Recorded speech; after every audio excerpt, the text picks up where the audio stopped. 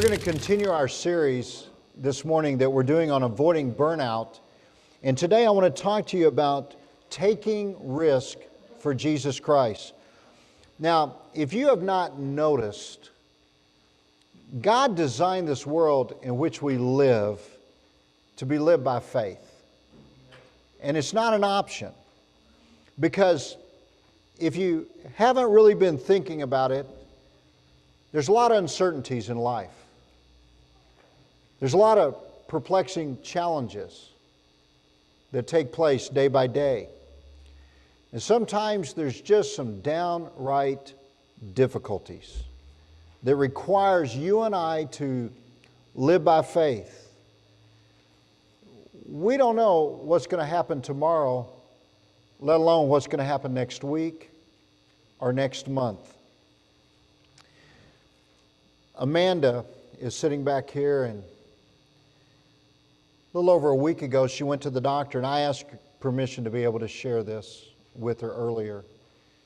She went to the doctor, and she had this healthy baby growing inside of her, 7 months old inside of her. And then just a few days later, she starts experiencing not feeling very good. And Angie, her mother, encouraged her to go to the doctor, and she goes to the doctor, and the baby died. But she had to still go through the process of giving birth. Now, you ladies in here that have given birth, you know that's not an easy process. But can't even imagine, can't even put yourself in Amanda's shoes to know that you're giving birth to a child that's already gone on to be with Jesus. And so yesterday I was up at the hospital with them, and we were just hugging and crying and praying and talking. And you know, I could have given them some big hunkin' theological reason, but that's not going to help anybody. Bad things happen to really good people. And when bad things happen to really good people, and Amanda, you're really good people. God loves you. I love you. This whole place loves you. And when bad things happen, the only thing we can do is turn to the Lord and look at His Word. And His Word promises that He's going to turn everything around for good. Now, what you may be going through right now in your life may not be good. It may be really, really difficult, really challenging. It may be just heartbreaking. But God's Word promises that He will work all things together for good. And so the Lord's going to turn this around some way, somehow. Now, I can promise you this. This week's going to be a lot of confusing questions. Amen? You need to pray for Amanda. You need to pray for Angie and Shay and Olivia and David. You need to pray for that entire family. Because there's going to be a lot of roller coaster emotions that are going to be going on this week, next week, for weeks to come. And there's no easy answers. There's no simplistic answers. But we do know this. We have a hope in Jesus Christ. We may not have a hope in the circumstances that are going on in our life right now, but we've got a hope in Jesus. I'm going to give you 8 things today to consider when you're taking a risk. And you better write fast if you're jotting notes down, because I'm going to go pretty quick. You know, you may have a plan, but none of us knows whether or not we're going to be able to fulfill that plan. Amen? We may have some thoughts in mind what we're going to do in the future. We may have some things that are in our heart that we want to accomplish. But getting out of bed sometimes is a risk. Amen? How many of you say amen to that? You know, I mean, it can be risky business. And so let me give you 8 things that you need to consider as you step out and take some risk for Jesus Christ. Number 1, You need to gather all the facts. I mean, you need to gather all the facts. This is so important that you start out by gathering the facts. In Proverbs chapter 23 and in verse 23, it says, by truth. And that little phrase, by truth, means that you need to acquire reliable, stable facts. You need to get reliable, stable information. He says, buy truth and do not sell it. Hold it tight when you get truth. Get wisdom. Now, the word wisdom here means get biblical prudence. That you need to be wise in very practical matters. And then he says, uses the word get instruction. Now, the word instruction there means that you need to have a discipline. The Bible calls them spiritual disciplines. We need to be very biblically, spiritually disciplined in our decision making. We need to not be haphazard. We need to not be all over the place. We need to have a very, very good plan from God's Word on making decisions. That's what the word instruction means there. And then he says, get understanding. Now the word understanding here is the same word that is used in the Greek in the New Testament in 1 Corinthians chapter 12 for the gift of discernment that's given to us in the 9 gifts of the Spirit in 1 Corinthians 12. But what that word discernment means is that we need to have wise biblical judgments.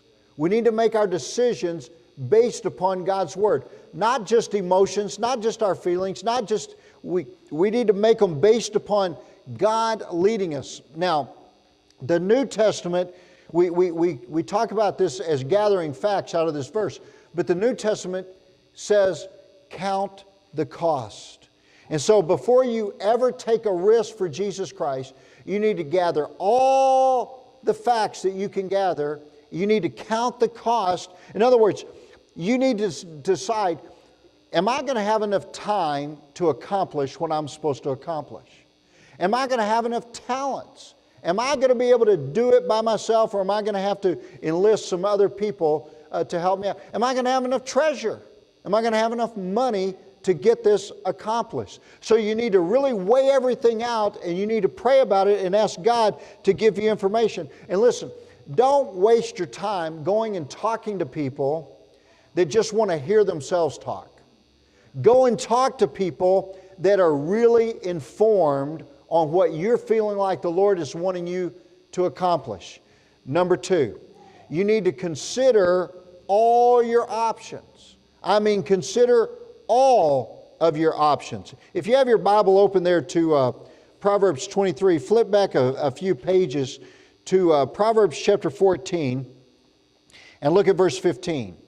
It says, the naive person believes everything. And it may say in your translation, it says in the King James, the simple person. But you know what the word naive and the word simple means? It means the foolish. The foolish person believes everything. But the sensible, the prudent man considers his steps. In other words, you look before you jump. You count the cost before you jump. You don't just jump into everything. You make sure that you've kind of weighed it all out. You carefully weigh out all the options. You carefully count the costs. You do your homework. You talk to people who are informed. You do your research. And when I'm talking about doing research, don't just jump on the internet and run with anything you read, because of course we all know everything you read on the internet is correct. Yeah, right. So be careful where you get your information. And so don't waste your time talking to just everybody. Talk to people who really know what they're talking about. Number 3, you need to analyze the risk. And we're talking about analyzing the risk. You need to really scrutinize. I mean, really scrutinize carefully the risk that you're about to take. Turn in your Bible, if you will, over to Luke chapter 14, and Jesus gives us a couple of parables, a couple of stories, a couple of illustrations about counting the cost. He says in Luke chapter 14, beginning in verse 28 down through verse 33, Which one of you, when he wants to build a tower, does not first sit down and calculate the cost? He counts the cost to see if he has enough to complete it. Otherwise, when he has laid a foundation and is not able to finish it, all who observe it will begin to ridicule him, saying, this man began to build and he was not able to finish. Or what king, when he sets out to meet another king in battle, will not first sit down and consider whether he is strong enough with 10,000 men to encounter the one coming after him with 20,000? Or else, while the other is still far away, he sends a delegation and he tries to work out a peace treaty, is what it's saying to us. So then, based upon what he said in those two parables, those two illustrations, none of you, not one of us in this room can be Jesus Christ. Notice my is capitalized. Notice it's all in red if you have the red letter edition. None of us can be Jesus Christ's disciple who does not give up all of his possessions. So what he's saying is, it's not yours in the first place. We were singing about this earlier. It's not your time. It's not your talents. It's not your treasure. God owns it all. God is the one who gives you the breath of life. Isn't that what we were singing about earlier? God gives you the breath of life. He gives you the energy. He gives you the strength. He gives you all the abilities that you have to go out and to do what it is that you believe God is telling you to do. And so what we need to understand is we need to understand that God owns it all. We better count the cost. We better really scrutinize this. We better really analyze this. We better make a really good plan and make really good preparations, because Jesus Christ is applauding those who count the cost. He's applauding those who evaluate before they jump in with both feet. Come on, somebody say amen. This is good. This is God's Word. Now, I want you to notice what Jesus Christ is saying in this passage. I want you to really get a hold of what he's saying in these parables. These are illustrations to us about how we're to live our lives. I'm going to give you 3 words. I want you to jot these down.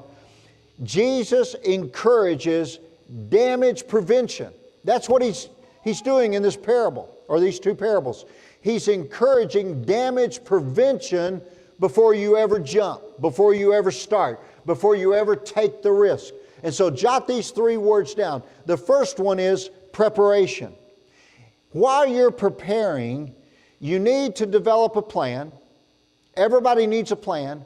But once you get that plan, listen to me, you need to have step by step by step by step by step preparation on what you're to do. So don't just get a big old plan and then just jump. You need to analyze it. You need to scrutinize it. You need to plan. And then step by step, lay it out so you can make it happen. The second word that I would give you about Jesus Christ's damage prevention is negotiation. Now, he was talking about that there when you've got a king who's going out to do battle and you got 10,000 and you're going against double that, 20,000, then you better start doing some negotiating. Amen? I mean, you better start doing some peace treaty talks. And that's what he's talking about here. And so here's what I want you to do. I want you to understand this. When you've got your plan, you've got your strategy, you've got your steps, but you get into the midst of it and things change. And all of a sudden you realize, I've only got 10,000, I'm going against 20,000. You may need to do some compromising. That's what peace treaties are all about, compromising. But everybody look at me. Everybody look at me real quick. When you start doing some compromising, never compromise the standards of God's Word. Never compromise your values that are based upon God's Word. Never, ever compromise anything that will go against the principles of God's Word. Never. Never. Now let me give you the third word. Jesus is encouraging damage prevention through calculation. And what I probably should have put down here is recalculation, because you might get out there and you've got your steps, you've got your strategy, you're out there and you're in the midst of it all. And how many of you have ever noticed that sometimes when you're in the midst of a project, things change?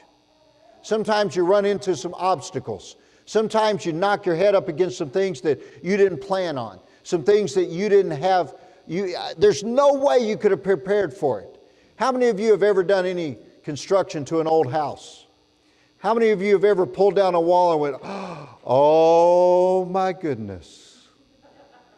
So you understand what I'm talking about. You find yourself in one of those, oh my situations.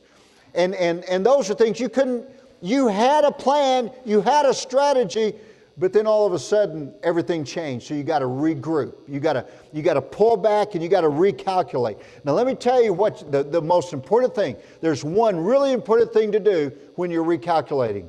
Pray. Pray like crazy. I mean, pray and then pray some more. Amen? Now this leads us to the fourth thing that we're talking about. I told you I was going to give you 8 things. The fourth one is pray for guidance. I mean, prayer is huge when you are considering taking a risk for Jesus Christ.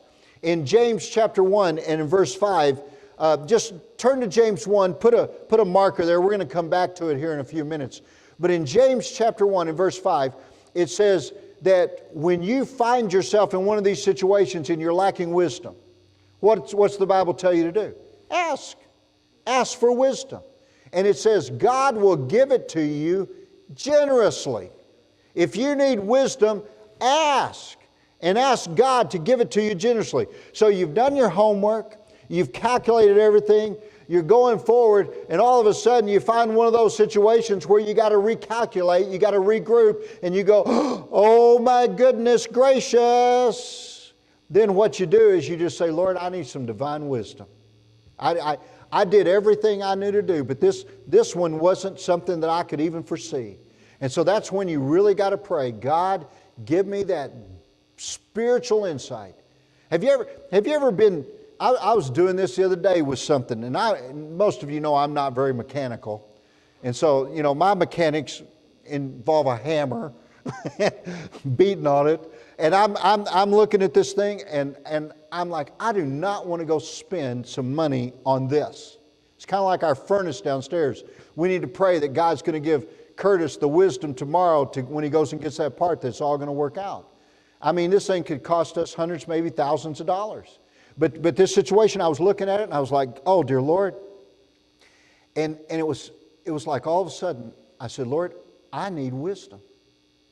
And this was before I'd even looked at my sermon notes on this. And I said, I need some wisdom. I need some divine spiritual insight.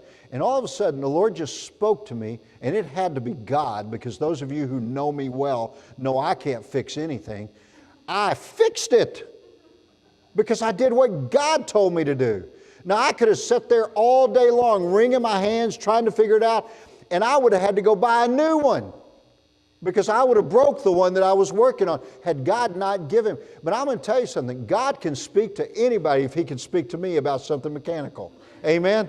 Amen? And how many of you understand what I'm talking about? I mean, we need to pray, God, give me wisdom. Now, I'm going to give you 3 things that I've given you many, many times about determining whether it's God's will or not.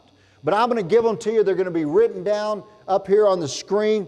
And the first one is, you need to, by faith, ask specifically that God will give you a very specific word from God's Word. Now, God may speak a verse of Scripture to you, and you go share it with your husband or your wife, and they look at you and go, you're crazy. That's nuts. But if it says everything to you, if it's just leaped off of those pages into your life like a neon flashing light, that's a word for you. And then you need to stand on that word.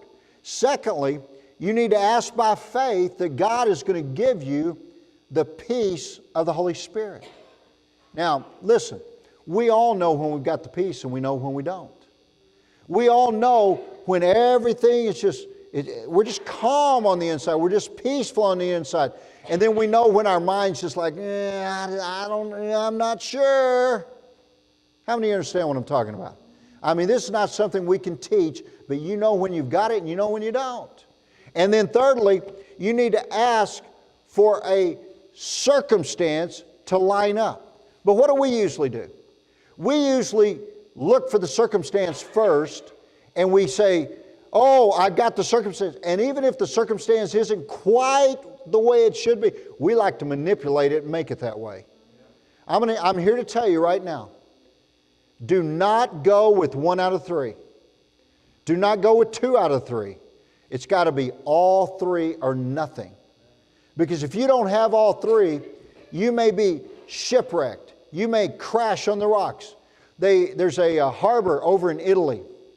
And before they had all the sonar and all the electronics and everything that we have in our ships today, what they did is it was a very narrow harbor. And they would come around and they would come into this harbor and there would be rocks all over the place. And if the ship's captain saw one light, there were 3 lights that they had out there in that harbor. If he saw one, he knew he was on course. He was going to be safe.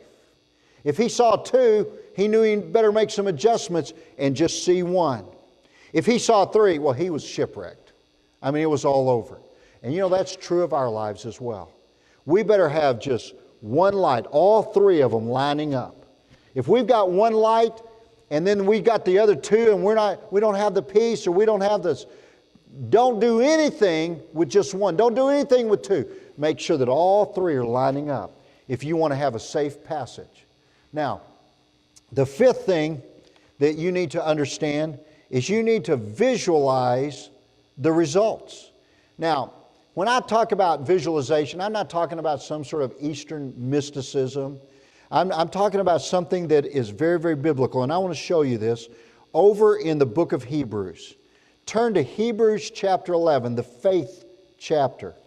And I want us to look at a couple of verses of Scripture out of Hebrews 11. Number 1, or Hebrews 11:1 says, now faith is the assurance. Now yours may say the substance. Faith is the assurance of things hoped for. Now that word in that verse, hoped for, it means an expectancy. You have an assurance in your heart. You've got the peace of the Holy Spirit.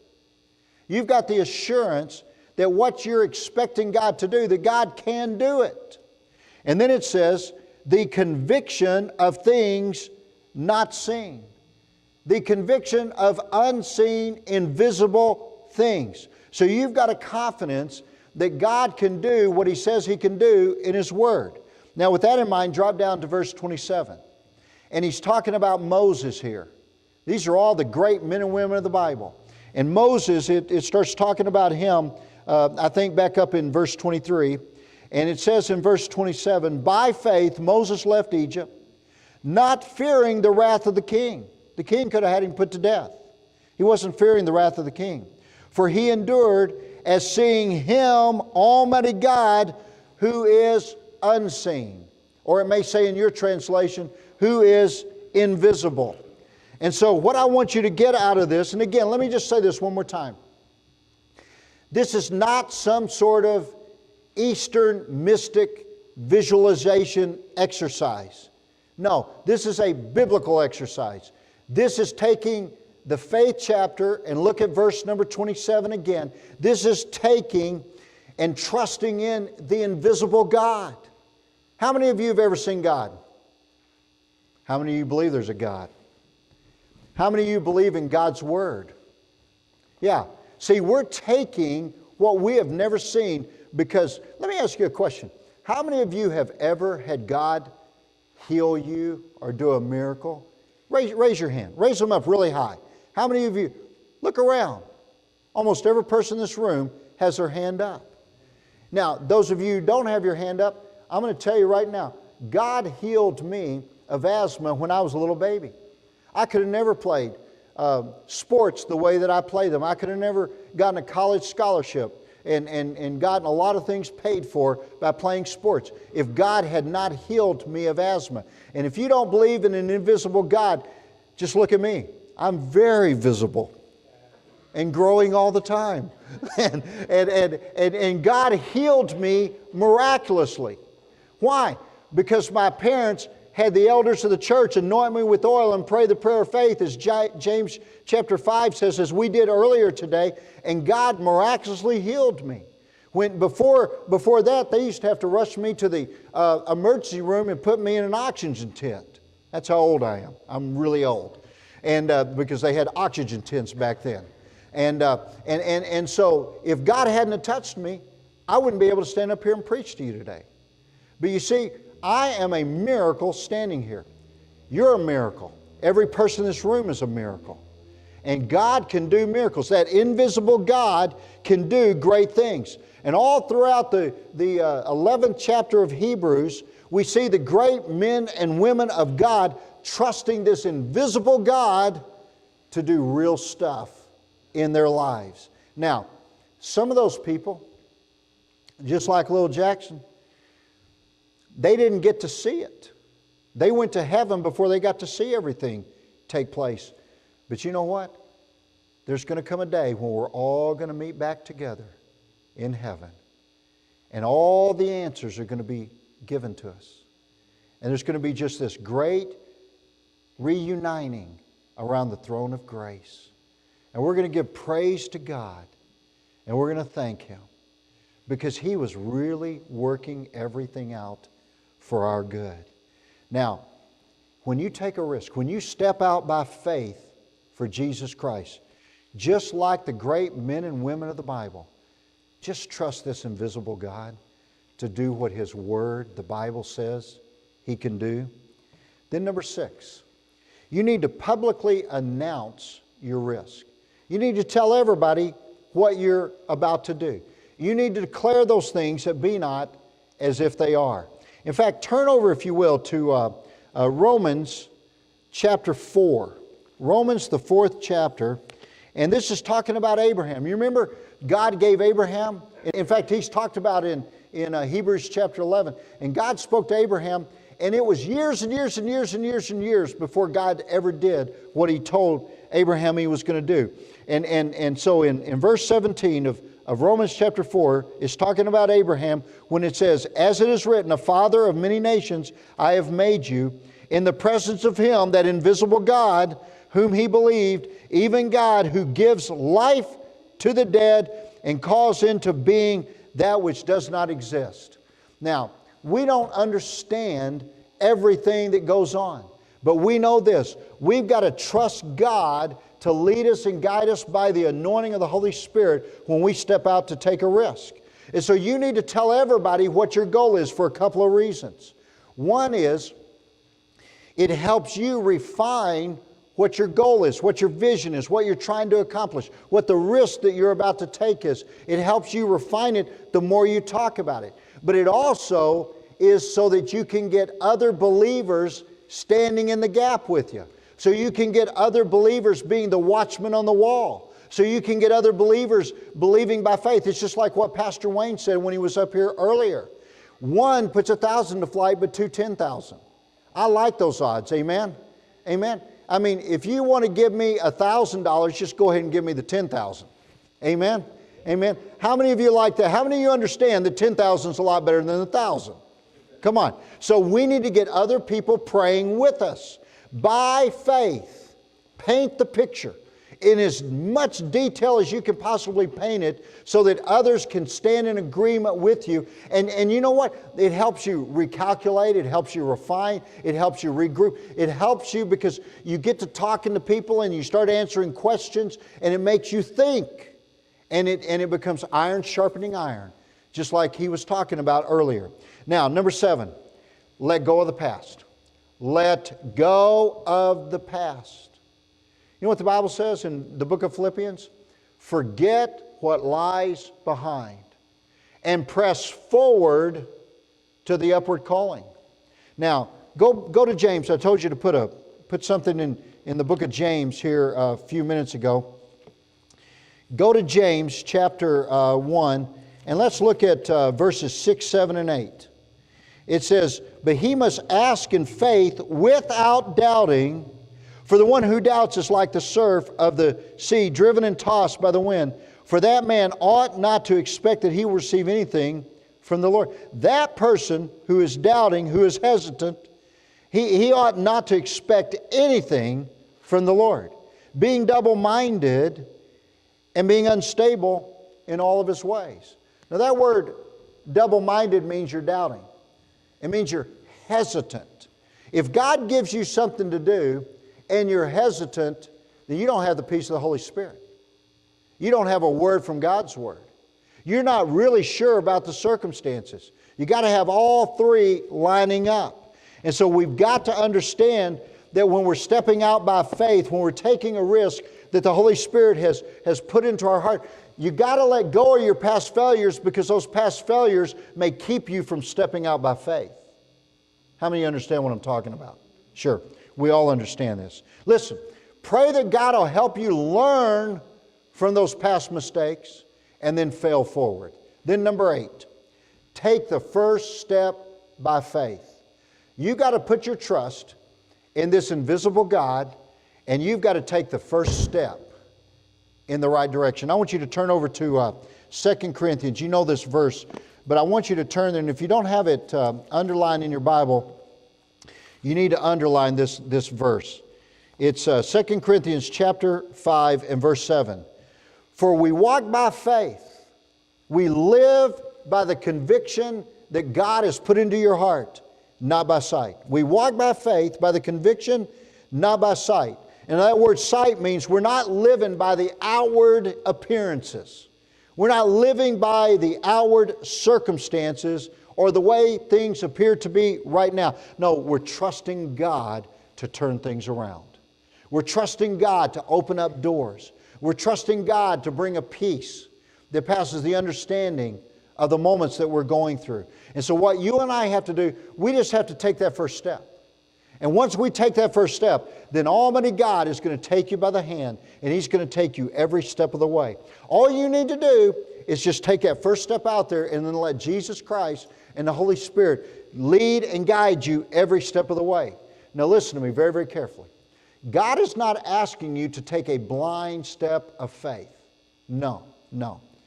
He wants you to follow all of these 8 steps, and especially the ones about getting into God's Word and counting the cost and getting other people praying with you. He wants you taking all these steps. Now, worshipers, come on back up here, and I want us to look at our prophetic word. Now, with that in mind, look at verse 1, Matthew 7, verses 1 through 8. Don't judge, don't condemn others. And God is not going to judge you. He's not going to punish you.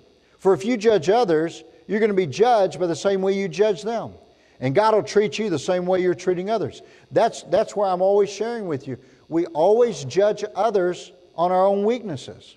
Why do you notice the speck, that small little piece of dust in your brother, your friend's eye, but you don't even notice that big old hunking beam that's hanging out of your own eye? How can you say to another brother or believer, let me take the speck, that little piece of dust out of your eye, when you got this big old hunking timber hanging out of yours? You're a hypocrite if you do that. You're a fake. First, remove the beam from your own eye. Then you're going to be able to see clearly enough to take the speck out of your own brother's eye. And we're probably not even going to want to take it out at that moment, because we're probably judging them on our own weaknesses. Don't give what is holy and sacred and pure and special in the sight of God to dogs. Because what do dogs do? Have you ever had a shoe chewed up by a dog? You ever had a dog chew up something that was really special to you? That's why you don't give anything sacred and holy to God to dogs, because you're just going to chew them up. It says, or throw your pearls. Now that means anything that's valuable to you. Don't throw them before the pigs, the swine, because they're just going to wallow in them. They're going to trample on them. They're going to tear them to pieces. Ask, desire after, and you will receive. Seek, search for it, and you will find it. Knock, and that just means to continually knock till the door is open, and the door will be open to you. For everyone who asks will receive. You're going to obtain what you're desiring, and anyone who seeks will find it. You're going to obtain what you've been seeking after. You're going to get that risk that you've been taking, and the door will be opened to you. Amen. Amen. Would you stand with me? Let's bow our heads. We're going to pray a prayer, and then we're going to sing a song, and then we're going to go.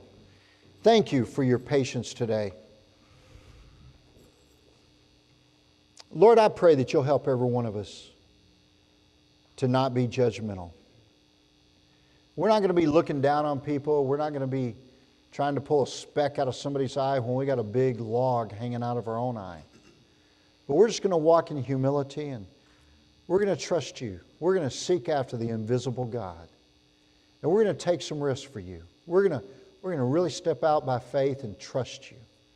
And we know that as we knock and as we seek, as we ask, you're going to open the door. You're going to give us what the desires of our heart are. And Lord, I pray right now that you're going to release the desires of our heart to us. In Jesus' name, amen. Come on, sing this.